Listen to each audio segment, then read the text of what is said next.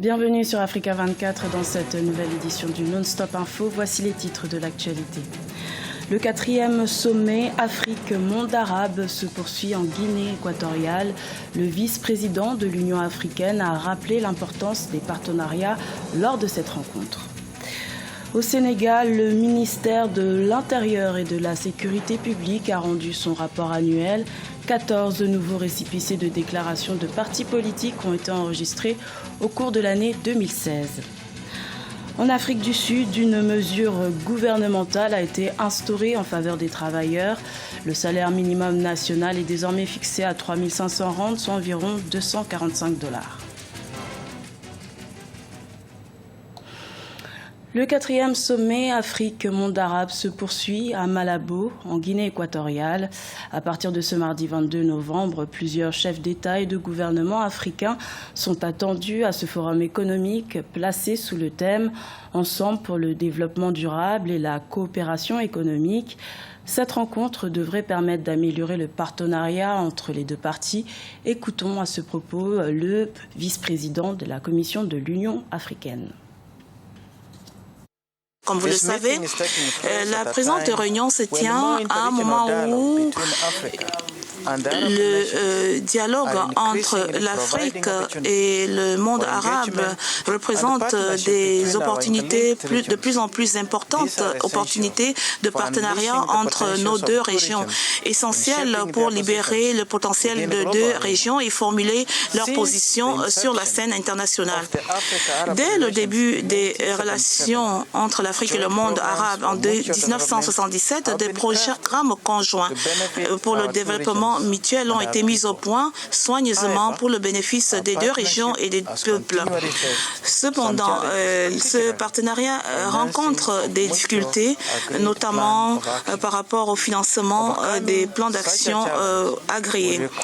Pour relever de tels défis, il faudra une plus grande coopération entre l'Afrique et le monde arabe, en particulier entre les ministres pour explorer des opportunités d'investissement dans les deux régions. Le Sénégal compte désormais 272 partis politiques et 410 syndicats légalement constitués selon le dernier rapport annuel du ministère de l'Intérieur et de la Sécurité publique. Avec une population estimée à 14 millions d'habitants, le Sénégal reste l'un des pays au monde où l'on trouve le plus grand nombre de partis politiques. Ibrahima Djoumaba. Sénégal, le nombre de partis politiques légalement constitués vient d'atteindre le chiffre record de 272. Selon un rapport d'activité du ministère de l'Intérieur et de la Sécurité publique, Abdoulaye Daouda Diallo a signé 14 nouveaux récépissés au cours de l'année 2016. Une situation qui relance le débat sur la pertinence de créer des partis qui ne sont pas forcément représentatifs sur la scène politique nationale. À vrai dire, je ne vois pas la pertinence d'accorder un récépissé à un nombre de partis aussi élevé. Surtout quand on sait que les partis politiques au Sénégal ne font que amuser la galerie, dérouler un agenda pour certaines personnes qui veulent s'approcher du pouvoir ou bien qui veulent régler des comptes avec le pouvoir et qui en réalité ignorent totalement les préoccupations des populations. Depuis quelques années, des voix s'élèvent pour demander la réforme du système politique sénégalais avec notamment l'organisation et l'encadrement du mode de constitution des partis politiques. Certains hommes politiques ont même demandé la dissolution des partis politiques qui n'ont pas d'élus aux conseils locaux et à l'Assemblée nationale. Vous savez, la création d'un parti politique, comme on peut le dire, il suffit juste de faire une déclaration préalable et qui consiste vraiment à informer l'administration, c'est-à-dire l'autorité publique, à savoir le ministère de l'Intérieur. Donc ça, c'est un droit inaliénable. Ce que les pouvoirs publics doivent faire pour vraiment limiter ces histoires de pléthore, de partis politiques plutôt qui partagent la même idéologie, peuvent se ranger d'un côté. Et pourquoi pas, par exemple, l'État dit, par exemple, vous participez à une élection, que ce soit des élections législatives ou bien une élection présidentielle, si vous n'avez pas 5% de l'électorat, donc vous devez ranger votre parti dans un groupe. En 2016, 10 nouveaux syndicats ont été constitués, portant leur nombre à 410, ainsi que 288 nouvelles associations. L'éclatement du Parti socialiste à la fin des années 90 et l'adoption de la Constitution de 2001, après la première alternance, ont été des facteurs favorables à la création de partis politiques au Sénégal. Aujourd'hui, la classe politique sénégalaise se recompose avec l'arrivée d'une nouvelle génération d'hommes politiques, leaders de partis, principalement des dissidents du Parti démocratique sénégalais et des déçus du régime du président Macky Sall.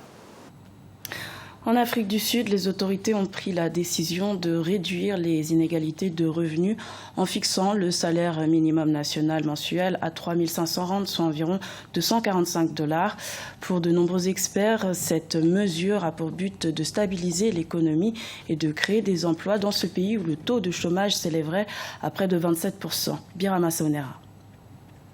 3 500 rands, c'est le montant du salaire minimal national mensuel proposé dimanche 20 novembre 2016 par le Conseil national pour le développement et la main-d'œuvre en Afrique du Sud. Après des longues discussions entre le gouvernement, les syndicats et les organisations patronales, un accord a été trouvé. Pour les autorités, l'objectif visé est de réduire les inégalités, mais surtout stimuler la croissance économique. Nos propositions ont tenu compte de la situation de pauvreté de 47% des Sud-Africains. Les gens ont besoin d'avoir le minimum pour jouir des fruits de leur travail. Et nous nous réjouissons de la quasi-unanimité qu'il y a autour de cette proposition. En Afrique du Sud, près de 47% des travailleurs gagnent moins de 3 500 rands par mois. Une situation qui a accentué depuis plusieurs années les violences et les manifestations. Selon l'ANC, parti au pouvoir, il s'agit aujourd'hui de calmer la situation sociale tout en encourageant les travailleurs. Le salaire minimum national mensuel applicable sur tout le territoire sud-africain est de 3 500 rands, ce qui équivaut à 20 rands minimum par heure. Nous avons le devoir d'aider à réduire la pauvreté dans notre pays et cette mesure nous aidera à atteindre cet objectif. Le COSATU, Congrès des syndicats sud-africains, apprécie la mesure prise par le gouvernement. Rappelons que le salaire minimum national mensuel entre en vigueur à partir de janvier 2017.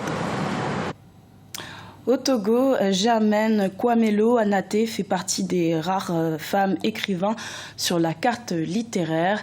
Nommée ministre de la Communication en 2013, elle est aussi auteure et présidente de l'Association des écrivains du Togo. Son portrait avec Emefa Kofi.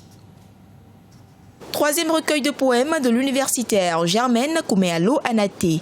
Là où je ne suis pas est un ouvrage de 25 poèmes dédiés aux victimes d'extrémisme et de l'injustice sous toutes ses formes.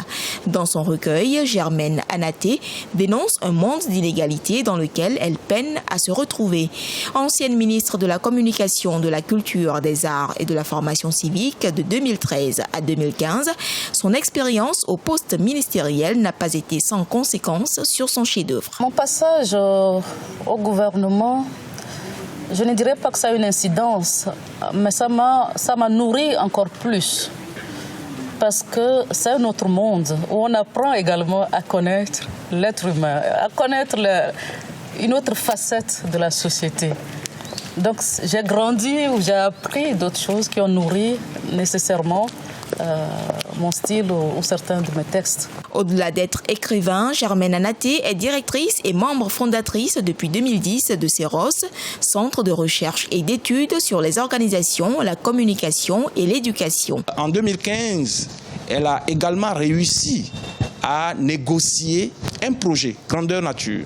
Et ce projet a amené les membres du centre de recherche à conduire une étude.